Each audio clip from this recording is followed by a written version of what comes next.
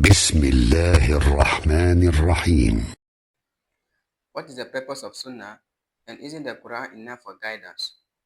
Uh, there are some people who so-called modernists inverted commas will say, isn't the Quran sufficient? Why do you require the Sunnah of the Prophet?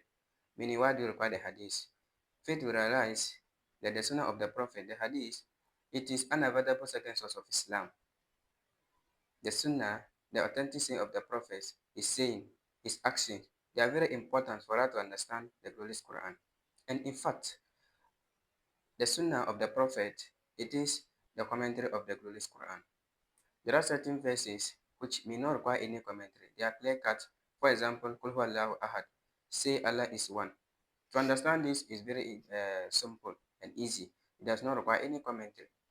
But there are certain verses which without the Sunnah or without the Hadith, you cannot follow the verses. For example, Allah subhanahu wa ta'ala says that a Muslim who's rich, he should give zakat. Now, how much percentage? The details are not mentioned in the glorious Quran.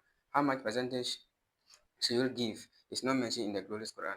But when you refer to the Sunnah of the Prophet, when you go to the Hadith, you come to know that a Muslim who is rich, he should give 2.5% of his wealth for charity, whether it be gold, money, silver, or foodstuff. He should give 2.5% of that for charity. So the Sunnah of the Prophet, they are very important for us to understand the glorious Quran, without which we cannot follow certain verses of the glorious Quran. And Allah subhanahu wa ta'ala says that verily the Prophet, he is a good practice of conduct. And Allah subhanahu wa ta'ala says in the glorious Quran that Ati'ullah wa Ati'ur Rasul. Obey Allah and obey his messengers.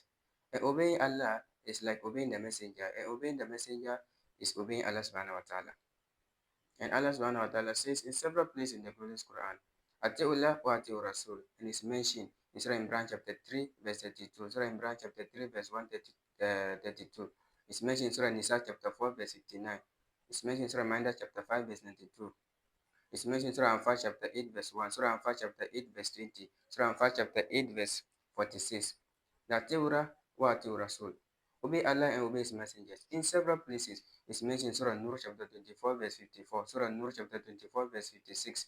It's mentioned in Surah Mujadila chapter 58, verse 13. Surah Taqabun chapter 64, verse 12. Ati'ullah wa Ati'ur Rasul. Obey Allah and obey his messengers.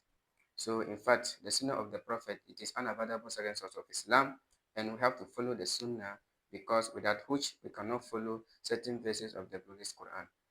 Assalamu alaikum wa rahmatullahi wa barakatuh.